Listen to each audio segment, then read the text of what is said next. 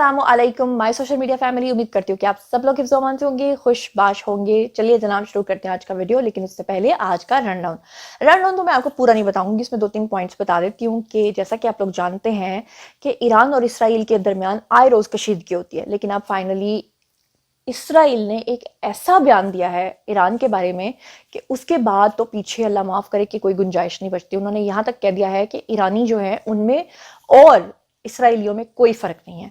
तो आज मैंने सबूत के तौर पे आज एक वीडियो भी आपको दिखाना है। इसके अलावा पीटीआई के एक रहनुमा जो हैं वो अली अमीन गंडापुर और मिशाल यूसुफजई के खिलाफ फट पड़े हैं।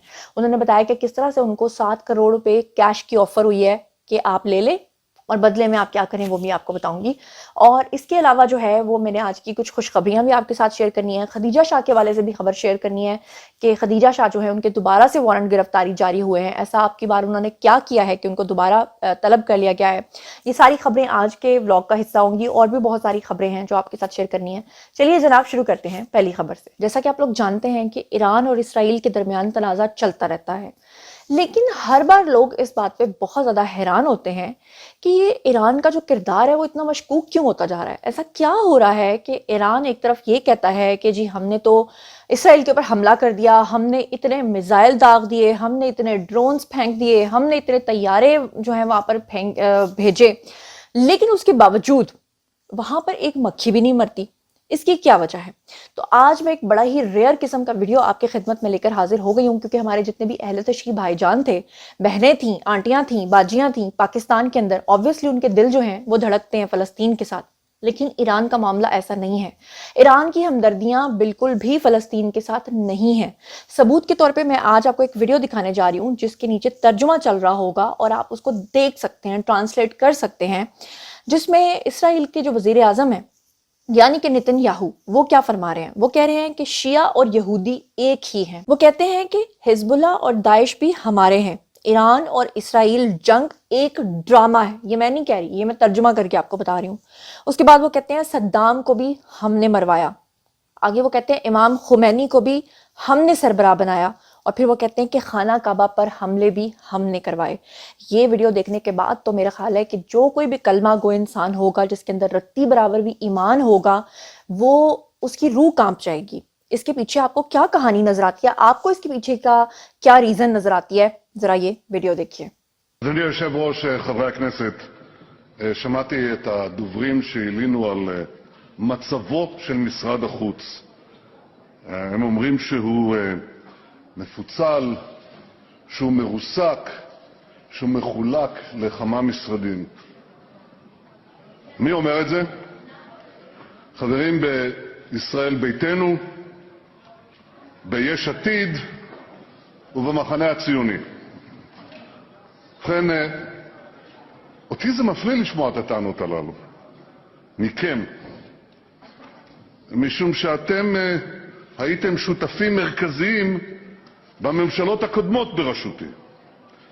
הרי אז לא פציתם פה על המצב שאתם מקוננים עליו עכשיו, כי המצב שהיה אז במשרד החוץ זהה לחלוטין למצב היום.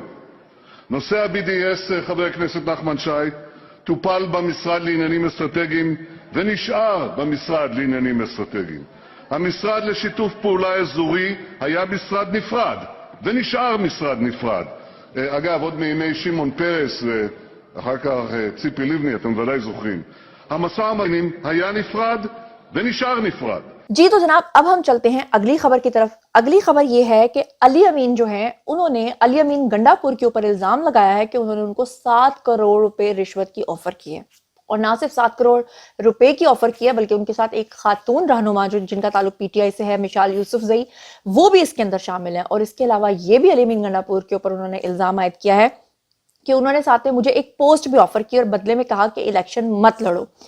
और आपको अच्छे तरीके से पता है कि जो अली अमीन है इनका ताल्लुक पीटीआई से है और ये रेहान ज़ेब के भाई, जो मकतूल भाई हैं, उनके ये भाई हैं। अब जनाब मैं आपको बता दूं कि तफसीलात कुछ इस तरह से हैं कि उन्होंने कहा कि उनको कॉल आई, किसकी? मिशाल यूसुफजई की। उन्होंने कहा कि मिशाल यूसुफजई ने उनसे कहा कि वजीर आला हाउस आ जाओ, मगर अकेले में आना और किसी को साथ मत लेकर आना।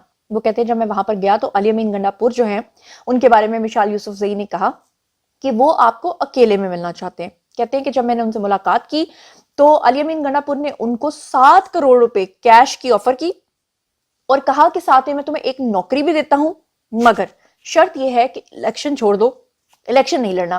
انہوں نے کہا کہ کسی کی بھی لالچ میں ہم لوگ آنے والے نہیں ہیں، ضمنی الیکشن میں حصہ لینا ہر کسی کا حق ہے. میرے بھائی نے تحریک انصاف کے لیے بہت ساری قربانیاں دی ہیں اور کے پی کے اندر جو ہے وہ پی ٹی آئی کی حکومت ہے، لیکن ریحان زیب کے قاتل گرفتار ابھی تک نہیں ہوئے. بہت بڑا الزام انہوں نے لگا دیا ہے کہ ان کے بھائی کو قتل کیا گیا لیکن ابھی تک ان کے قاتل جو ہیں وہ پکڑے نہیں گئے. انہوں نے کہا میرے بھائی نے پی ٹی آئی کے لیے قربانی دی لیکن ہمیں انصاف نہیں ملا، یعنی طریقے انصاف کے ہوتے ہوئے، ان کی گورنمنٹ کے ہوتے ہوئے ان کو انصاف نہیں ملا، اور وہ بھی کے پی کے اندر. انہوں نے کہا کہ ہم ہر صورت الیکشن میں حصہ لیں گے، اور یہ کہا ہے جی مقتول ریحان زیب کے بھائی نے. لیکن میں آپ کو یہ بتا دوں کہ وہ لوگ جو اس خبر کو جھوٹا کہیں گے وہ کبھی کہہ ہی نہیں سکتے، کیونکہ اس سے پہلے بھی متعدد آڈیوز لیک ہو چکی ہیں. آپ نے ثاقب ناصور کے بیٹے کا بھی آڈیو سنا تھا جس میں وہ 2 کروڑ روپے کے عوض جو ہے وہ ٹکٹ لے کے دینے کے لیے بات کر رہے تھے. اس کے علاوہ عمران خان جو ہیں ان کے بارے میں یہ بات مطلب زبان زدے عام ہے کہ وہ جب بھی کسی سے ملاقات کرتے ہیں تو پہلے کروڑوں روپے کی آفر رکھتے ہیں کہ اتنے کروڑ مجھے دو گے تو مجھ سے ملاقات کرو گے. یہ جتنے M P As M N As بنے ہیں یہ بنا پیسے ادا کیے خان صاحب کو آگے نہیں آئے ہیں. خان صاحب نے یہ بیسیکلی طریق انصاف نہیں بلکہ طریق کماؤ پارٹی جو ہے نا وہ رکھی ہوئی تھی. اب چلتے ہیں جی اگلی خبر کی طرف. 3 قطرے ہارپک کی قیمت تم کیا جانو رمیش بابو.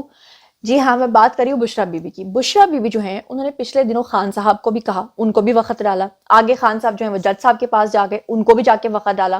خان صاحب نے جا کے جج صاحب کو کان میں کہا میں نے آپ سے بات کرتی ہیں، پھر ان کو کہا کہ بشرا بی بی کو زہر دیا جا رہا ہے، پھر کہا زہر نہیں دیا جا رہا، تیزاب پلایا جا رہا ہے، پھر کہا نہیں زہر پلایا جا رہا ہے، پھر کہا نہیں ہارپک پلایا جا رہا ہے، پھر کہا گیا کہ ہارپک. جج صاحب نے جب پوچھا آپ کو کیسے پتا کہ ہارپک ہی پلایا جا رہا ہے، تو پھر کہا گیا کہ 3 قطرے پلائے جا رہے ہیں وہ بھی ہارپک کے. اس کے بعد انہوں نے شرط رکھی تھی کہ جناب آپ ہمارے ذاتی معالج جن کا تعلق شوکت خانم سے ہوگا، ہمارے جو ذاتی معالج ہیں ان سے ہمارا چیک اپ کرائیں گے، اگر وہ کہہ دیں گے کہ ہمیں زہر نہیں دیا گیا تو ہم اس بات پہ یقین کریں گے. ان کی یہ شرط بھی مان لی گئی. بشرا بی بی کے ذاتی معالج نے بھی کہہ دیا کہ ان کے اوپر یہ جو الزام لگایا گیا ہے کہ جناب ان کو تیزاب پلایا گیا ہے یہ سراسر جھوٹ اور غلط بات ہے. انہوں نے کہا کہ ان کو السر ہے، السر کی وجہ سے ان کو کھانا ہضم کرنے کے اندر پرابلم آتی ہے، جس کی وجہ سے ان کے زبان کے اوپر چھالے آتے ہیں اور وہ یہ سمجھ کے بیٹھ جاتی ہیں ایلوژن میں کہ شاید ان کو زہر دیا جا رہا ہے. لیکن اس کے باوجود بشرا بی بی باز نہیں آئی، عمران خان باز نہیں آئے. ان کو ان کے ذاتی معالج نے کہہ دیا، ان کی شرط پوری کر دی گئی. اس کے باوجود آپ دیکھیں اب نعیم پنجوتا یہ کہہ رہے ہیں کہ بشرا بی بی کے بیڈ رومز میں تو کیمراز لگے ہوئے تھے، چلو وہاں تک تو سمجھ میں آتا ہے. وہ کہتے ہیں کہ ان کے واش روم میں بھی کیمرے لگائے گئے ہیں، اور آگے وہ کہتے ہیں کہ بشرا بی بی جو ہے وہ باتھ روم میں کھل کے نہیں جا سکتی، بیٹھ نہیں سکتی، اٹھ نہیں سکتی، کیونکہ ان کو یہ ڈر لگا رہتا ہے کہ کوئی میرے ویڈیوز دیکھ رہا ہے. کتنی شرمناک بات ہے. اچھا اس کی ذرا تفصیلات سنیں.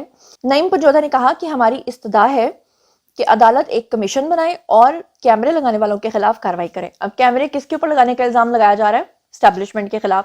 اور اسٹیبلشمنٹ کے خلاف جو ہے نعیم پنجوتا کہہ رہے ہیں کہ جی کارروائی کی جائے. نعیم پنجوتا نے مزید یہ کہا کہ بشرا بی بی کی پرائیویسی کے اوپر حملہ کیا گیا. جج صاحب نے اٹک جیل جا کر کیمروں کی تصدیق کی. ہم عدالت سے استدعا کرتے ہیں کہ اس معاملے پہ کمیشن بنایا جائے. نعیم پنجوتا نے مطالبہ کیا کہ عدالتی اہلکار یا مجسٹریٹ کی ڈیوٹی لگائی جائے جو کہ کیمراز کو دیکھیں اور مجسٹریٹ ان کیمراز کو ہٹائیں اور ان کی تصویر بنائیں اور ان کی تحقیق کی جائے اور ان افراد کے خلاف کارروائی کی جائے جنہوں نے یہ کیمرے لگائے ہیں. اب جو بندے کے یہاں پر ایلوژن ہو اس کا کیا علاج ہے؟ یعنی ایک طرف ہارپک کا ڈرامہ، پھر وہ 6 ججز کے خط کا ڈرامہ، پھر اس کے بعد اب یہ والا ڈرامہ، باتھ روم کے اندر کیمرے لگا کے اللہ معافی دے میں اپنے منہ سے کیا بولوں کہ جنرل آصف منیر آپ کو دیکھ رہے ہیں جن کے خلاف آپ کہہ رہے ہیں کہ جی کارروائی کی جائے، اور بشرا بی بی کو دیکھ کے کسی نے کیمرے لگا کے کیا کرنا ہے؟ اور پھر سوال یہ پیدا ہوتا ہے کہ اگر آج آپ یہ سب کچھ بھگت بھی رہے ہیں، فرض کر لیں آپ کی یہ بات سچی ہے، تو وہ وقت بھی تو تھا جب مریم صاحبہ جو ہیں وہ اپنے کمرے کے اندر تھی اور آپ نے دروازے توڑے تھے اور نائٹ سوٹ کے اندر ان کے ویڈیوز بھی بنائے تھے.